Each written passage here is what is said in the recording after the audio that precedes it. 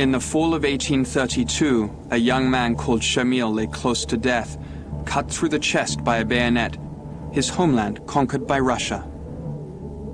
In a mountain hideaway, Shamil's wife nursed him back to health. This was his happiest time until she asked, "How can you rest here when your people seek your guidance?" Shamil reluctantly came down from the mountain and soon became one of Islam's greatest warriors.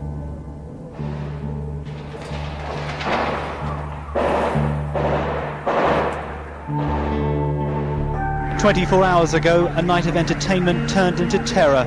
A Moscow theatre under siege. 500 held at gunpoint by Chechen separatists. 50 armed men and women burst in, firing their weapons into the air. The women are the widows of Chechen fighters. Chechnya's struggle for independence from Russia is one of history's longest conflicts. Today, some Chechens are turning to terror to fight for their freedom.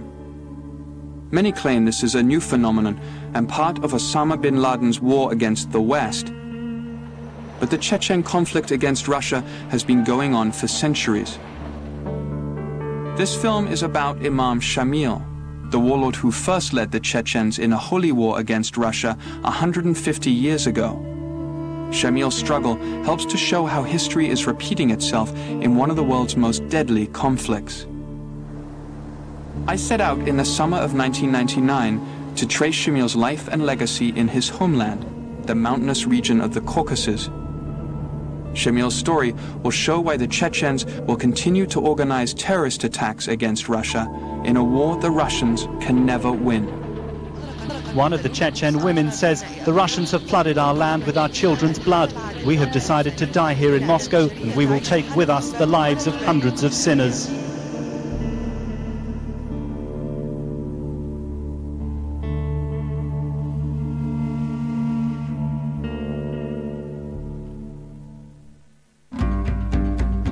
Located at the crossroads of Europe and Asia, and locked between the once great empires of Russia, Turkey, and Iran, the Caucasus is home to hundreds of ethnic groups, including the Chechens.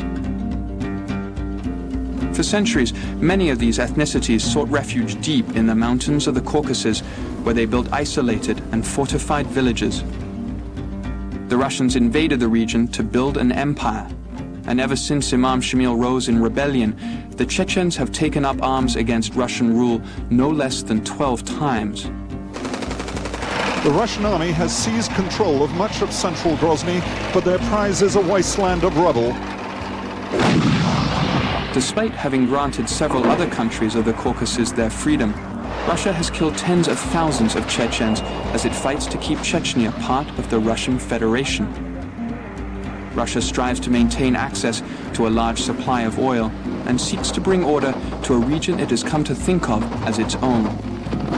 Вообще здесь не может быть никаких побед.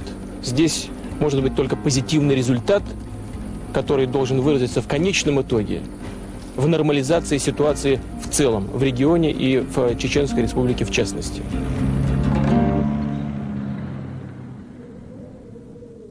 The Caucasus is home to a diverse patchwork of Christian and Muslim countries.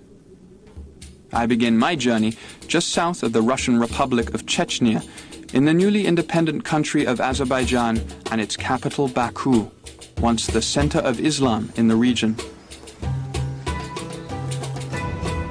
Following the story of Imam Shamil will be dangerous and difficult, so I've asked 3 colleagues to help. А где Алиевская дача? Ilya fled Central Asia as a political refugee, but has agreed to return and work as my translator and guide. Nick is an author who is researching a book about Shamil and Russia's conflict with Chechnya. John is a photojournalist who lives in Baku and has many contacts here that will help us on our journey.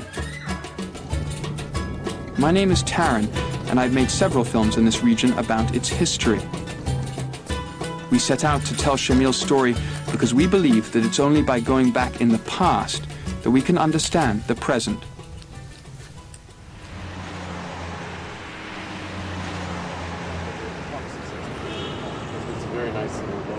Our first stop in Baku is with Vafa Gulazadeh, who we've come to ask about Shamil and Chechnya's struggle for freedom.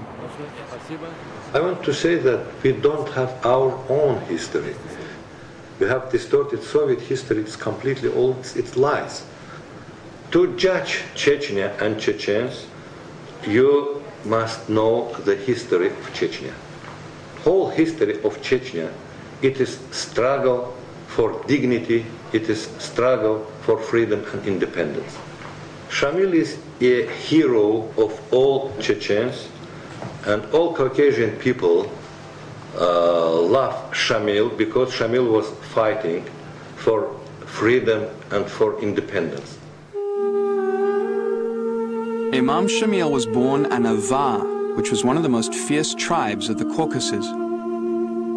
He grew up fighting the Russians as they invaded his homeland in the 19th century. At an early age, Shamil was elected the Islamic leader of a region that today includes the Russian Federation of Chechnya and Dagestan and northern Azerbaijan. Shamil established the first Islamic state in the Caucasus, which he defended by welding his followers into a fanatic fighting force that terrorized Russia with deadly ambushes, kidnappings, and suicide missions.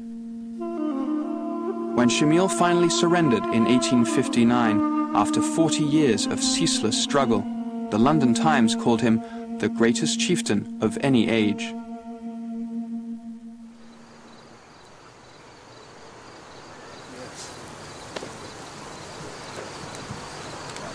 Shamil was in Avar, and we're in the Avar capital of Azerbaijan. We're camped pretty close to the border with Dagestan, in the middle of nowhere, and it's just the four of us, you, me, Nick, Ilya. And Ilya's been telling us that we're in a very dangerous region, that we could be kidnapped here. I don't want to sleep this night. If you want to sleep, good night. I am not sleeping this night. This is not New York. Chechens kidnapping everybody over here. Why I'm a little bit nervous, Nicholas? I want to see you tomorrow. Our first effort to reach Shamil's ancestral home shows how difficult it will be for us to push further into Chechnya and Dagestan. Ever since the collapse of the Soviet Union, Chechnya has descended into anarchy, and some believe that Dagestan will soon follow. The Chechen mafia and the warlords feud between themselves or fight the Russians. The region is becoming a hotbed of Islamic fundamentalism, and hundreds of foreign journalists and aid workers have been kidnapped and killed.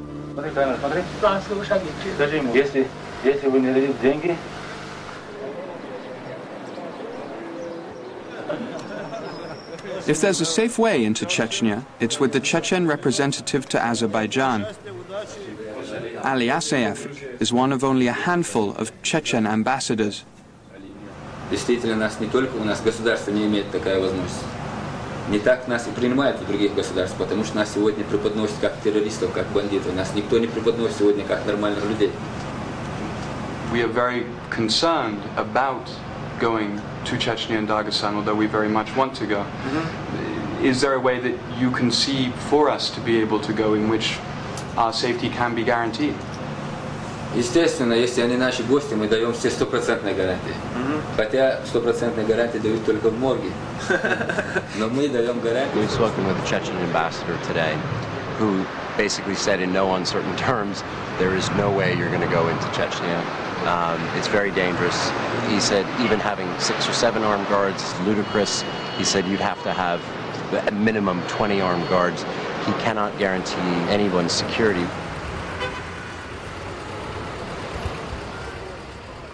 With our plan to go to Chechnya clearly out of the question, Ilya volunteers to go to Dagestan to tell our story of Shamil.